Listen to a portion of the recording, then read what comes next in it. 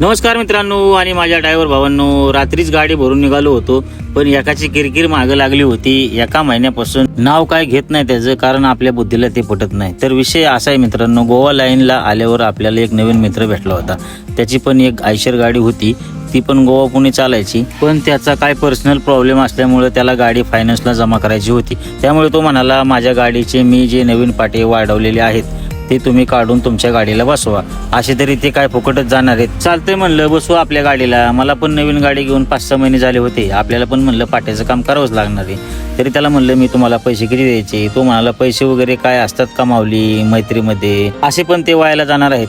आता त्याने 2 वर्षांनी गाडी घेतली नवीन आणि फोन केला आणि म्हणाला, मी तुम्हाला 6 पाटे दिले होते, आता मला नवीन 6 पाटे घेऊन द्या. त्यावेळेस मी पैसे देत होतो तेव्हा घेतले नाहीत, ते जाऊ द्या. मी म्हणलो, आता तुम्हाला तुमचे पाटे मी परत काढून देतो, नाहीतर नवीन पाट्याची अर्धी किंमत देतो, कारण की तुम्ही पण मला 2 वर्ष जुनेच वापरलेले दिले होते.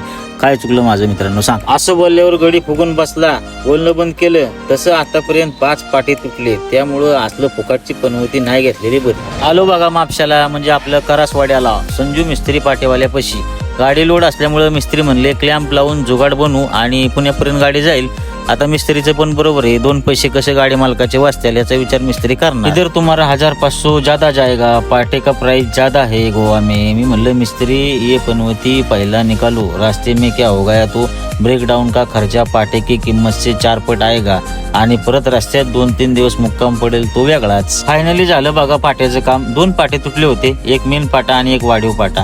तुटलेले पाटे म्हणलं मिस्त्रीला घ्या तुम्ही. मिस्त्री पण म्हणला, ती पनवती तिकडं कलंगूड बीचला टाकून या, वाटलं तर माझी मोटरसायकल देतो. मी म्हणलं, गाडीत जागा नाही, तर असं जुगाड करून दिलं बघा मिस्त्रीने. तर असू द्या मित्रांनो, लोकांनी किती पण वाईट चितलं तरी आपलं मन साफ ठेवा. त्या मित्राविषयी आपल्याला काय वाईट बोलायचं नाही. देव तुझं चांगलं करू आणि तुम्हाला चांगली सद्बुद्धी देऊ.